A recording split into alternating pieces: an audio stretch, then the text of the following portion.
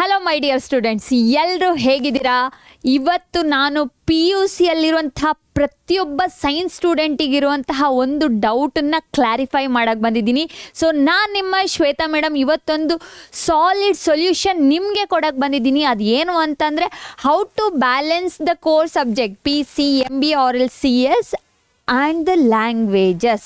Science student ಆಗಿರುವವನಿಗೆ ಯಾವಾಗಲೂ ಬರೀ PCMB PCMCS ಅಂತ ಹೇಳ್ಬಿಟ್ಟು ಅದನ್ನೇ ಹಿಡ್ಕೊಂಡು ಕೂತ್ಕೊಂಡಿರ್ತಾನೆ ಬಿಟ್ಟರೆ ಯಾವತ್ತೂ ಕನ್ನಡ ಇಂಗ್ಲೀಷ್ ಬಗ್ಗೆನೇ ತಲೆನೇ ಓಡಿಸೋದಿಲ್ಲ. ಏನು ನೋಡ್ಕೊಂಡ್ರೆ ಆಯ್ತು, ಅದು ಈಸಿ ತಾನೆ, ಇವುಗಳು ಕಷ್ಟ ಅಲ್ಲ ಅಂತ ಹೇಳ್ಬಿಟ್ಟು ಇಗ್ನೋರ್ ಮಾಡ್ತಾ ಇರ್ತಾನೆ. ಮತ್ತು ಎಕ್ಸಾಮ್ ಟೈಮಲ್ಲಿ ಹೆದರಿಕೆ ಸ್ಟಾರ್ಟ್ ಆಗುತ್ತೆ, ಅಯ್ಯೋ ಓದಿ ಆಗಿಲ್ಲ ಅಂತ ಹೇಳಿಬಿಟ್ಟು ಅದನ್ನು ಮಾಡಬಾರ್ದು. ಅದು ಹೆಂಗೆ ಬ್ಯಾಲೆನ್ಸ್ ಮಾಡಬೇಕು ಅನ್ನೋದನ್ನು ಹೇಳ್ಕೊಡೋಕ್ಕೆ ಇವತ್ತಿನ ಈ ಕ್ಲಾಸನ್ನು ನಾನು ಮಾಡ್ತಾ ಇದ್ದೀನಿ. ಸೊ ಟಿಲ್ ದ ಎಂಡ್ ಕ್ಲಾಸನ್ನು ನೋಡಿ. ತುಂಬ ಕೆಲವೊಂದು ಅದು ಚಿಕ್ಕ ವಿಷಯ ಅನಿಸುತ್ತೆ, ಮೈನ್ಯೂಟ್ ಥಿಂಗ್ಗಳು ಅನಿಸುತ್ತೆ, but it is very important. ಯಾಕಂತಂದರೆ ಹನಿ ಸೇರಿದರೆ ಹಳ್ಳ ತಾನೆ. ಅದೇ ರೀತಿಯಾಗಿ ಈ ಚಿಕ್ಕ ವಿಷಯಗಳನ್ನು ಇವಾಗಲೇ ನೀವು ಅಡಾಪ್ಟ್ ಮಾಡಿಕೊಂಡ್ರೆ ಫೈನಲ್ ಎಕ್ಸಾಮ್ ಆಗೋವಾಗ ತುಂಬಾ ಚೆನ್ನಾಗಿ ಒಳ್ಳೆ ರೀತಿಯಲ್ಲಿ 600ಅಲ್ಲಿ 590+ ಸ್ಕೋರ್ ಮಾಡಬಹುದು. ಸೊ ಟಿಲ್ ದ ಎಂಡ್ ಕ್ಲಾಸನ್ನು ನೋಡಿ. ಆರ್ ಯು ರೆಡಿ ಆಗಿದ್ರೆ ಎಸ್ ಐ ಆಮ್ ರೆಡಿ ಅಂತ ಹೇಳಿಬಿಟ್ಟು ಬೇಗ ಕಮೆಂಟ್ ಬಾಕ್ಸಲ್ಲಿ ಕಮೆಂಟ್ ಮಾಡಿ. ಸೊ ಪ್ರತಿಯೊಬ್ಬ ಒಂದು ವಿದ್ಯಾರ್ಥಿಗೂ ಒಂದು ಡೌಟ್ ಇರುತ್ತೆ, ಏನು ಅಂತಂದರೆ every student has the same problem. I don't know how to study all the 6 subject. 6 subject ನನ್ನ ಹತ್ರ ಓದೋಕ್ಕಾಗೋದಿಲ್ಲ. ಬರೋದು ಒಬ್ಬರು ಮೇಡಮ್ ಬಂದುಬಿಟ್ಟು ಒಂದು ಸಬ್ಜೆಕ್ಟನ್ನು ಪಾಠ ಮಾಡ್ತಾರೆ. ಮ್ಯಾಥಮೆಟಿಕ್ಸ್ ಮ್ಯಾಥ್ಸ್ ಮೇಡಮ್ ಬಂದುಬಿಟ್ಟು ಮ್ಯಾಥ್ಸ್ ಸಬ್ಜೆಕ್ಟನ್ನು ಪಾಠ ಮಾಡ್ತಾರೆ. ಆದರೆ ನಾನು ಒಬ್ಬ ಮನುಷ್ಯ ಒಂದು ಸ್ಟೂಡೆಂಟ್ ಆಗಿಬಿಟ್ಟು 6 ಸಬ್ಜೆಕ್ಟನ್ನು ಓದಬೇಕಲ್ವಾ ಅಂತ ಹೇಳ್ಬಿಟ್ಟು ಎಷ್ಟು ಜನ ಕ್ವಶನ್ ಅರೇಂಜ್ ಮಾಡ್ತಾ ಇರಲ್ಲ, ಎಲ್ಲರ ತಲೆಯಲ್ಲೂ ಓಡ್ತಿರುತ್ತೆ ತಾನೆ. ಕೇಳ್ತೀರಾ, ಒಬ್ಬರು ಮೇಡಮ್ ಬಂದುಬಿಟ್ಟು ಒಂದು ಸಬ್ಜೆಕ್ಟನ್ನು ಪಾಠ ಮಾಡ್ತಾರೆ, ನಾನು ಒಬ್ಬನೇ 6 ಸಬ್ಜೆಕ್ಟನ್ನು ಓದಬೇಕಲ್ಲ ಅಮ್ಮ, ಆಗೋದಿಲ್ಲ ಅಂತ ಹೇಳ್ತಿರ್ತಾರೆ ತಾನೆ. ಎಸ್ ಅಂತ ಇದ್ದರೆ ಎಸ್ ಅಂತ ಹೇಳಿಬಿಟ್ಟು ಕಮೆಂಟ್ ಮಾಡಿ. ಸೊ ಇದು ಏನು ಅಂತ ಅಂದರೆ, ಯು ಕ್ಯಾನ್ ಸಿ ಎಲ್ಲರೂ ಇದು ಹೇಳ್ತಾರೆ, ಸ್ಟ್ರೆಸ್ಸಲ್ಲಿರ್ತಾರೆ, ಎಲ್ಲದೂ ಪ್ರಾಬ್ಲಮ್ ಆಗುತ್ತೆ. PCMB ಆ್ಯಂಡ್ ದೆನ್ ಕೆಲವರು CS ತೊಗೊಂಡಿರ್ತಾರೆ, ಕನ್ನಡ ಇಂಗ್ಲೀಷ್ ಎಲ್ಲದನ್ನು ಓದಬೇಕಲ್ಲ ಅಂತ ಹೇಳಿಬಿಟ್ಟು ತುಂಬಾ ಸ್ಟ್ರಗಲ್ ಮಾಡ್ತಾ ಇರ್ತಾರೆ. 4 ಸಬ್ಜೆಕ್ಟ್ ಓದೋದೇ ಕಷ್ಟ, ಇನ್ನು ಇಂಗ್ಲೀಷ್ ಕನ್ನಡನ ಎಲ್ಲೂ ಓದಲಿ ಅಂತ ಹೇಳಿಬಿಟ್ಟು ತುಂಬ ತಲೆ ಕೆಡಿಸ್ಕೊಂಡಿರ್ತೀರ. ಸೊ ಅದನ್ನು ಹೇಗೆ ಬ್ಯಾಲೆನ್ಸ್ ಮಾಡಬೇಕು ಅನ್ನೋದನ್ನು ನಾನಿವಾಗ ಹೇಳ್ಕೊಡ್ತೀನಿ. ಒಂದೇ ಒಂದು ನೆನ್ಪಿಟ್ಕೊಳ್ಳಿ, ನಾವು ಇವಾಗ ಏನು ಮಾಡ್ತೀವಿ ಅಂತಂದರೆ ಎಲ್ಲದನ್ನು ನೀವು ಒಂದೇ ಸಲ ಓದಿ ಮುಗಿಸ್ಬೇಕು ಅಂತ ಇಲ್ಲ, ಸ್ವಲ್ಪನೇ ಓದೋಕ್ಕೆ ಸ್ಟಾರ್ಟ್ ಮಾಡಿ. ಆವಾಗ ಏನಾಗುತ್ತೆ, ನಿಮಗೆ ತುಂಬ ವಿಷಯಗಳು ಒಂದು ವಾರ ಆಗೋಷ್ಟರೊಳಗೆ ತುಂಬ ವಿಷಯಗಳು ತಲೆ ಒಳಗಡೆ ಹೋಗಿರುತ್ತೆ. ಕರೆಕ್ಟ್ ತಾನೆ? ಸೊ ಅದಕ್ಕೆ ಏನು ಮಾಡಬೇಕು ಅಂತಂದರೆ, ಇಲ್ಲಿ ನೋಡಿ, ಬಿಗ್ಗೆಸ್ಟ್ ಮಿಸ್ಟೇಕ್ ಸ್ಟೂಡೆಂಟ್ಸ್ ಮೇಕ್ ಅಂತಂದರೆ, ಮ್ಯಾಥಮೆಟಿಕ್ಸ್ ಕಷ್ಟ ಮೇಡಮ್, ನಾನು ಅದರಲ್ಲಿ ಪಾಸ್ ಆಗೋದೇ ಕಷ್ಟ, ಅದಕ್ಕೆ ಅದನ್ನು ಮಾತ್ರ ಓದ್ತೀನಿ, ಮ್ಯಾಥಮೆಟಿಕ್ಸನ್ನು ಮಾತ್ರ ಓದ್ತೀನಿ ಅಂತಾರೆ. No, don't do that one. Then ignoring the Kannada ಇಂಗ್ಲೀಷನ್ನು ಒಂಥರ ಮೂಲೆ ಗುಂಪು ಮಾಡಿಬಿಡ್ತಾರೆ. ಎಕ್ಸಾಮ್ ಟೈಮಲ್ಲ ತುಂಬ ಈಸಿ, ಹೆಂಗೆ ಸ್ಟೋರಿ ಥರ ಅಲ್ವಾ? ಸೊ ತುಂಬ ಈಸಿ, ಕತೆ ಹೇಳ್ತಿರ್ತಾರೆ, ಕನ್ನಡ ಪಾಠ ಮಾಡಿದ್ದೆಲ್ಲ ಅರ್ಥ ಆಗಿದೆ, ಇಂಗ್ಲೀಷ್ ಪಾಠ ಮಾಡಿದ್ದೆಲ್ಲ ಅರ್ಥ ಆಗಿದೆ, ಈಸಿ, ನಾನೇನೋ ಒಂದು ಬರ್ಕೊಳ್ತೀನಿ ಅಂತ ಹೇಳ್ತಾರೆ.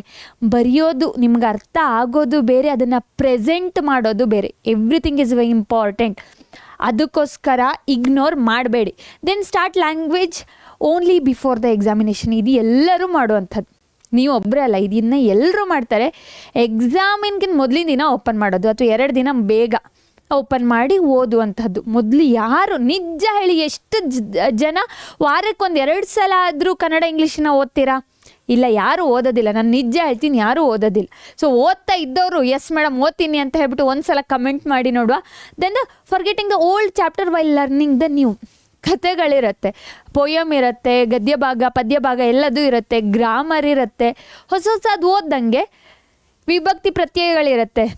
ನೆಕ್ಸ್ಟ್ ಇದಕ್ಕೆ ಬಂದಾಗ ಪ್ರಥಮವು ದ್ವಿತೀಯ ಅನ್ನೋ ಎಲ್ಲ ನೆನಪೋಗಿರುತ್ತೆ.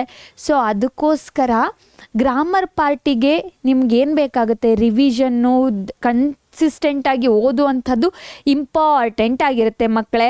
ನೋಡ್ಕೊಳ್ಳಿ, ಇದು ಎಲ್ಲದು ನಿಮ್ಗೆ ಏನು ಮಾಡುತ್ತೆ, ಇದೆಲ್ಲದರಿಂದಾಗಿ ನಿಮಗೆ ಕಡಿಮೆ ಮಾರ್ಕ್ಸ್ ಬರುತ್ತೆ. ಯಾವುದರಲ್ಲಿ? ಲ್ಯಾಂಗ್ವೇಜ್ಗಳಲ್ಲಿ. ಸೊ ಲ್ಯಾಂಗ್ವೇಜ್ಗಳು ಇಂಪಾರ್ಟೆಂಟು. ನಾನು ಬರೀ MBBS ಮಾಡ್ತೀನಿ, ನಂಗೆ ಲ್ಯಾಂಗ್ವೇಜ್ ಬೇಡ ಅಂದರೆ ಮ್ಯಾಟ್ರ್ ಆಗೋದಿಲ್ಲ. So English is also very important, ಕನ್ನಡನೂ ಇಂಪಾರ್ಟೆಂಟು. ನಿಮ್ಗೆ ಸ್ಟೇಟ್ ರ್ಯಾಂಕ್ ಬರಬೇಕು, ಚೆನ್ನಾಗಿ ಸ್ಕೋರ್ ಬರಬೇಕು, ಗೌರ್ಮೆಂಟ್ ಜಾಬ್ಗಳು ಸಿಗಬೇಕು ಅಂತಂದರೆ ನೀನು ಲ್ಯಾಂಗ್ವೇಜಲ್ಲಿ ಕಡಿಮೆ ತೆಗೆದಿದ್ಯಾ ಮರಯ್ಯ, ನೀನು PCMBಯಲ್ಲಿ ಒಳ್ಳೆ ಸ್ಕೋರ್ ಮಾಡಿದ್ಯಾ ಅಂತ ಯಾರೂ ಜಾಬ್ ಕೊಡೋದಿಲ್ಲ. ಅದನ್ನು ಕೊಡೋದು KCETಯಲ್ಲಿ ಮಾತ್ರ. ನೀವು BSc ನರ್ಸಿಂಗ್ ಮಾಡ್ತೀನಿ ಅಂತಂದರೆ ಅಲ್ಲೂ ಸಹ ಇಂಗ್ಲೀಷ್ ಮಾರ್ಕ್ಸನ್ನು ಕೌಂಟ್ ಮಾಡ್ತಾರೆ, ಗೊತ್ತಲ್ವಾ? ಸೊ ಇಲ್ಲಿ ನೋಡಿ, ಎಷ್ಟು ಎಷ್ಟು ಪ್ರಾಬ್ಲಮ್ ಆಗುತ್ತೆ ಅನ್ನೋದನ್ನು ಇಲ್ಲೊಂದು ಸ್ವಲ್ಪ ನೋಡ್ಕೊಂಡ್ಬಿಡಿ. ಒಂದು ಮಗು ಫಿಸಿಕ್ಸಲ್ಲಿ 95 ಸ್ಕೋರ್ ಮಾಡಿದ್ದಾನೆ, ಕೆಮಿಸ್ಟ್ರಿಯಲ್ಲಿ 95 ಸ್ಕೋರ್ ಮಾಡಿದ್ದಾನೆ, ಮ್ಯಾಥಮೆಟಿಕ್ಸಲ್ಲೂ ಸಹ 98 ಸ್ಕೋರ್ ಮಾಡಿದ್ದಾನೆ. ಆದರೆ ಅದೇ ರೀತಿಯಾಗಿ ಬಯಾಲಜಿ ಅಂತ ತಗೊಳ್ಳುವ, ಬಯಾಲಜಿಯಲ್ಲೂ ಸಹ 98 ಸ್ಕೋರ್ ಮಾಡಿದ್ದಾನೆ ಅಂತಲೇ ಇಟ್ಕೊಳ್ಳುವ, ಓಕೆನಾ. ಕನ್ನಡದಲ್ಲಿ 70, ಇಂಗ್ಲೀಷಲ್ಲಿ 72 ಈ ಥರ ತೆಗೆದಾಗ ಏನಾಗುತ್ತೆ, over all percentage automatically drop ಆಗುತ್ತೆ. ಸೊ ನೀವು ಈ ಮಿಸ್ಟೇಕ್ಗಳನ್ನು ಮಾಡಬೇಡಿ ಮಕ್ಕಳೇ. ಸೊ ಗೋಲ್ಡನ್ ರೂಲ್ ಏನು ಅಂತ ಕೇಳಿದರೆ, don't study one subject for the entire day. ಕೆಲವರು ಇರ್ತಾರೆ, ಇವತ್ತು ನಾನು ಮ್ಯಾಥಮೆಟಿಕ್ಸ್ ಮುಗಿಸ್ಲೇಬೇಕು ಅಂತ ಹೇಳಿಬಿಟ್ಟು ಕೂತ್ಕೊಳ್ತಾರೆ, ಓದ್ತಾರೆ, ತಲೆಗೆ ಹೋಗೋದಿಲ್ಲ. ಒಂದು ಸ್ವಲ್ಪ 1 hour 2 hour ಆದ ಕೂಡಲೇ ಒಂದು ತುಂಬ ಹೆವಿ ಅನಿಸುತ್ತೆ, ಸ್ವಲ್ಪ ಬರ್ನ್ಔಟ್ ಆಗೋಕ್ಕೆ ಸ್ಟಾರ್ಟ್ ಆಗುತ್ತೆ, ತಲೆಲ್ಲ ಬಿಸಿ ಆಗೋಕ್ಕೆ ಸ್ಟಾರ್ಟ್ ಆಗುತ್ತೆ. ಟಾಪಿಕ್ಗಳು ಸುಮ್ಮನೆ ಪುಸ್ತಕ ಹಿಡ್ಕೊಂಡು ಕೂತ್ಕೋಬೇಕು ಬಿಟ್ಟರೆ ಏನು ಮಾಡೋದಿಲ್ಲ, ತಲೆ ಒಳಗಡೆ ಏನೂ ಹೋಗೋದಿಲ್ಲ. ಸೊ ಅಂಥ ಮಿಸ್ಟೇಕ್ಗಳನ್ನು ಮಕ್ಕಳೇ ನೀವು ಯಾವತ್ತೂ ಮಾಡಬೇಡಿ, ಆಯಿತಾ. ಒಂದು ಸಬ್ಜೆಕ್ಟ್ ನೀವು 6 ದಿನ ಇದೆ ಎಕ್ಸಾಮಿಗೆ, 6 ದಿನ 6 ಸಬ್ಜೆಕ್ಟನ್ನು ಓದ್ತೀನಿ ಅಂತ ನಾನಂತೂ ಸಜೆಸ್ಟ್ ಮಾಡ್ತೀನಿ, ಆ ಥರದನ್ನು ಮಾಡಬೇಡಿ. ಸ್ವಲ್ಪ ಮೈಂಡಿಗೆ ಫ್ರೆಶ್ ಆಗಬೇಕು, ಒಂದು ಸ್ವಲ್ಪ ಹೊಸದು ಅನ್ನಿಸ್ಬೇಕು ಅಂತ ಅಂದಾಗ ಏನು ಮಾಡಬೇಕು, you need to study the different subject. ಸ್ವಲ್ಪ ಬೋರ್ ಆಯಿತಾ, ಕನ್ನಡ ಓದಿ ಮಕ್ಕಳೇ. ಕನ್ನಡ ಓದಿ ಖುಷಿ ಪಡೋರು ಎಷ್ಟೋ ಜನ ಇದ್ದಾರೆ, ಯಾಕಂತಾನೆ ಒಂದು ಸ್ವಲ್ಪ ಮೈಂಡ್ ಫ್ರೆಶ್ ಅನಿಸುತ್ತೆ. ಇಂಗ್ಲೀಷನ್ನು ಓದಿ, ಗ್ರಾಮರ್ಗಳನ್ನು ಸ್ಟಡಿ ಮಾಡಿ, different subject every day, different ಸಬ್ಜೆಕ್ಟ್ಗಳನ್ನು ಓದಿ. Then your brain stay fresh and remember better. ನಾನು ಇದನ್ನೇ ಹೇಳಿದ್ದು ಇಲ್ಲಿ ತನಕ, ಗೊತ್ತಾಯ್ತಾ. ಸೊ ಒಂದೇ ಸಬ್ಜೆಕ್ಟನ್ನು ಓದ್ಕೊಂಡು ಕೂತ್ಕೊಳ್ಳೇಬೇಡಿ ಮಕ್ಕಳೇ, ಓಕೆನಾ. ಅದು ಆದಮೇಲೆ ಡೈಲಿ ಟೈಮ್ ಡಿಸ್ಟ್ರಿಬ್ಯೂಷನ್ ಹೆಂಗೆ ಮಾಡಬೇಕು ಅಂತಂದರೆ, 6 hours ಇದೆ ಓದೋಕ್ಕೆ, ನಂಗೆ 6 hours ಇದೆ ಅಂತ ಇದ್ದರೆ, ಫಿಸಿಕ್ಸು ಮ್ಯಾಥಮೆಟಿಕ್ಸು ಸ್ವಲ್ಪ ಕಷ್ಟ ಆಯಿತು ಅಂದರೆ ಅವತ್ತೊಂದು ಸ್ವಲ್ಪ ಜಾಸ್ತಿ ಟೈಮನ್ನು ಸ್ಪೆಂಡ್ ಮಾಡಿ, 1.5 ಗಂಟೆ.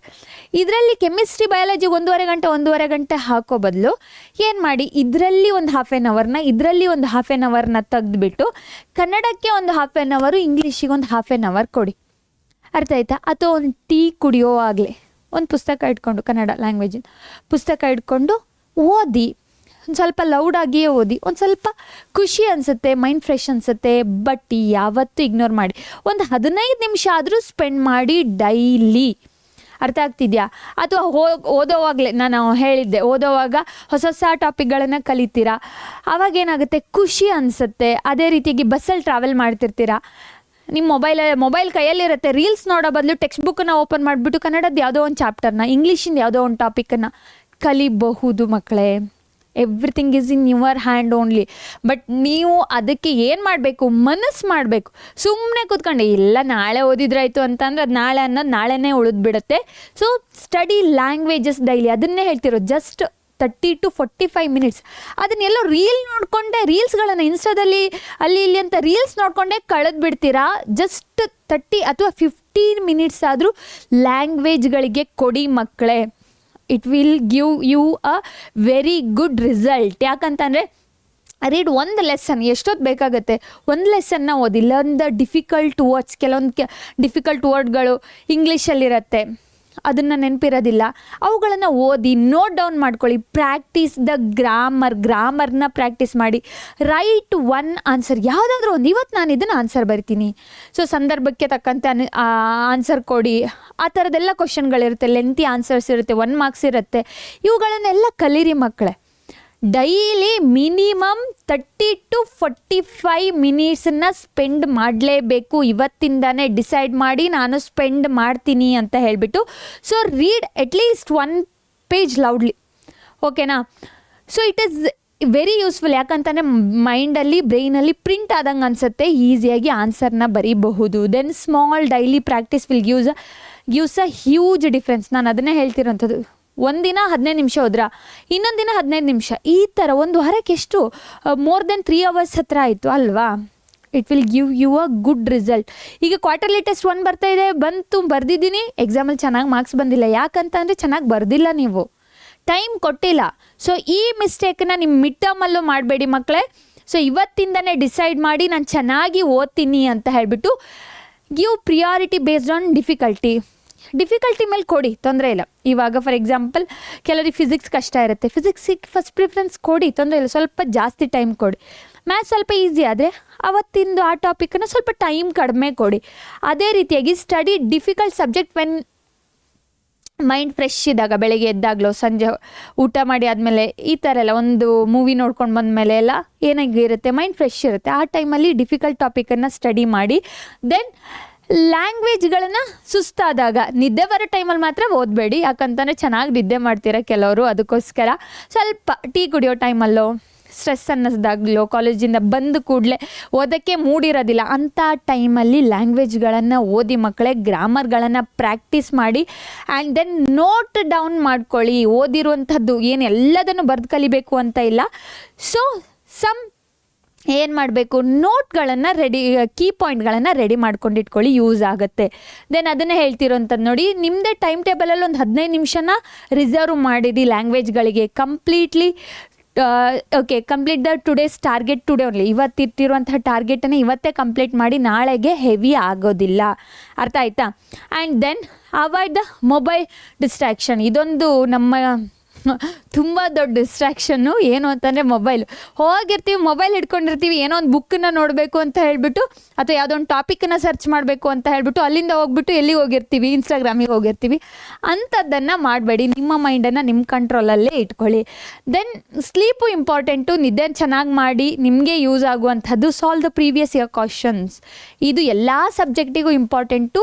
ಈವನ್ ಕನ್ನಡ, ಇಂಗ್ಲೀಷಿಗೂ ಕ್ವಶನ್ಗಳು ಯಾವ ಪ್ಯಾಟರ್ನಲ್ಲಿ ಬರುತ್ತೆ. ಸ್ಟೋರಿ ಗೊತ್ತಿರುತ್ತೆ, ಕರೆಕ್ಟಾ?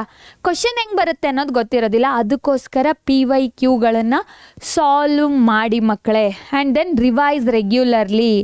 Don't compare yourself with others. ಬೇರೆಯವ್ರ ಜೊತೆ ಅವ್ನು ಚೆನ್ನಾಗಿ ಮಾರ್ಕ್ಸ್ ತೆಗ್ದ, ನಂಗೆ ಯಾಕೆ ಬರ್ತಾ ಇಲ್ಲ ಅಂತ ಹೇಳ್ಬಿಟ್ಟು ಯಾವತ್ತೂ ಕಂಪೇರ್ ಮಾಡಬೇಡಿ. ನೀವಾಗಿರಿ. ನಿಮ್ಗೆ ಎಷ್ಟು ಬೇಕೋ ಅಷ್ಟು ಎಫರ್ಟ್ ಹಾಕ್ಬಿಟ್ಟು ಸ್ಟಡಿ ಮಾಡಿ. ರಿಸಲ್ಟ್ ಬಂದೇ ಬರುತ್ತೆ, ಓಕೆನಾ? ಅವನು ಓದ್ತಿದ್ದಾನೆ, ನಾನು ಓದಬೇಕು ಅಂತ ಹೇಳಿ ಯಾವತ್ತೂ ಓದಬೇಡಿ.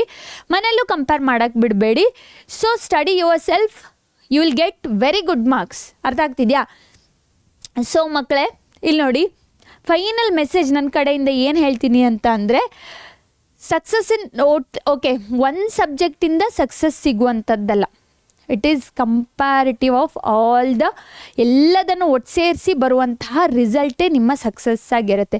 PCMBಯಲ್ಲಿ ಚೆನ್ನಾಗಿ ಸ್ಕೋರ್ ಮಾಡಿಬಿಟ್ಟು 100 ತೆಗೆದ್ರು, ಲ್ಯಾಂಗ್ವೇಜಲ್ಲಿ 80-70 ಎಲ್ಲ ತೆಗೆದ್ರೆ ಓವರಾಲ್ ಆಗಿ ಏನಾಗುತ್ತೆ, ಸ್ಟೇಟ್ ರ್ಯಾಂಕೇ ಬರೋದಿಲ್ಲ.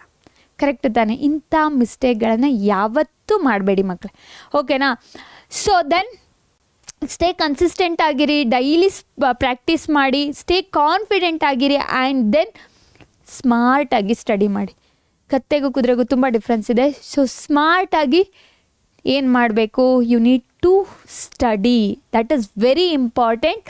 ಸೊ ಯಾರೆಲ್ಲ ಈ ಎಲ್ಲ ವಿಷಯಗಳನ್ನು ಅಡಾಪ್ಟ್ ಮಾಡ್ಕೊಳ್ತೀರ, yes I will adapt this one ಅಂತ ಹೇಳಿಬಿಟ್ಟು ಕಮೆಂಟ್ ಮಾಡಿ. ಇನ್ನೂ ಒಂದು ಇಂಪಾರ್ಟೆಂಟ್ ವಿಷಯ ಏನು ಅಂತಂದರೆ, ಇದು ಎಲ್ಲದನ್ನು ನಾವು ನಮ್ಮ ಪರೀಕ್ಷೆ ಪೇಯ್ಡ್ ಕ್ಲಾಸ್ಗಳಲ್ಲಿ ಹೇಳ್ಕೊಡ್ತಾ ಇದ್ದೀವಿ.